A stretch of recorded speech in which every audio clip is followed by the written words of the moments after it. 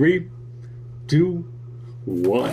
Thank you for joining me, and thank you so much for being here. I am Casey, and we are here to talk about the stories we got into last week. Mostly movies and TV, but anything really is fair game. There are probably going to be some critiques in there, but this is supposed to be a place to talk about the things we enjoy without being a jerk about it. I hope everything comes off as fair and earnest. At the end of the day, I am just reflecting on all the work that these creators are putting into these, whether I like it or not. Like, these people are putting in a bunch of great hard work. We are really just here to spread some love for the things we love, and I particularly love stories. Hopefully people find something of interest I'm talking about and explore for themselves, but otherwise that's all I have in the way of updates for this week and introducing things. Let's see what's there the third week of September 2024. 2019's Midway. Speedrunning the first 6 months of World War II, Midway follows a handful of characters, but primarily splitting its time between Naval Lieutenant Dick Best's aerial warfare aboard the USS Enterprise and Rear Admiral Edward Layton's intelligence gathering. And Screen does manage to absolutely carry the picture with his portrayal of Dick Best, I think. But this is also some of the best character work I think Roland Emmerich has put to screen in general, I would say. Paired with a handful of really well-paced out war sequences, I found this to be a really effectively tense motion picture. 1958's The Seventh Voyage of Sinbad. Forced to go on a quest with the least trustworthy wizard in history to his fortress on an island full of mythical beasts to save a shrunken princess from her curse. Ray Harryhausen's first Sinbad movie is unique in its quest, and Harryhausen's effects are as magical as ever if you appreciate the stylings of stop-motion animation. The story and effects make up for characters that I found a little lacking, but no more so than most other adventure pictures of this time. Godzilla vs. Mechagodzilla from 1974.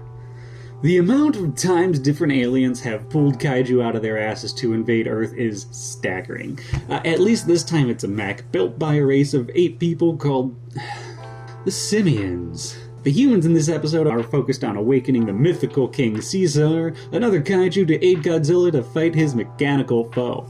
The B-plot focusing on getting another kaiju up and running has been done more than a few times within the sphere of Godzilla movies, but here it is done well enough, but not incorporated amazingly into the alien or kaiju action in the long run. More so feeling like we plugged another story into an alien invasion plot, just to give Caesar and a few characters reason to exist. If you appreciate the ever-increasing bombastic wrestling matches and miniature sets the series has leaned into, this is one of the best installments of this generation for that. You can feel the budget has increased in the special effects, especially over the last few installments, as we get a multitude of original and unstockified kaiju sequences in which we destroy miniature after miniature. Well paced out throughout the production, so you were always left wanting more, but never left especially hungry for the action the series is now pushing. 2024's Beekeeper. Now, I understand giving our lead direction to deliver everything deadpan was an intentional choice and shouldn't be reflected on the actor, but God, Jason Statham's performance here stands out as a black hole. Devoid of light in a cast where everyone is bouncing off the walls in a juxtaposition that doesn't work for me entirely. It's well choreographed, everyone's dialogue outside of the leads is, I think, fun and witty. Taylor James, though, especially stood out, and I would love to see him in so much more. Put him in everything, please.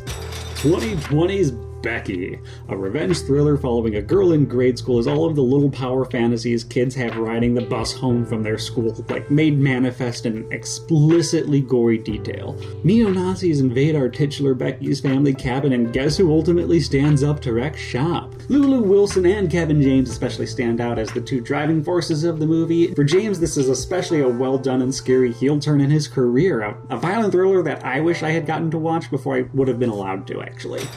2023's The Wrath of Becky. Becky's sequel takes everything from the first installment and amplifies it almost to a comical degree.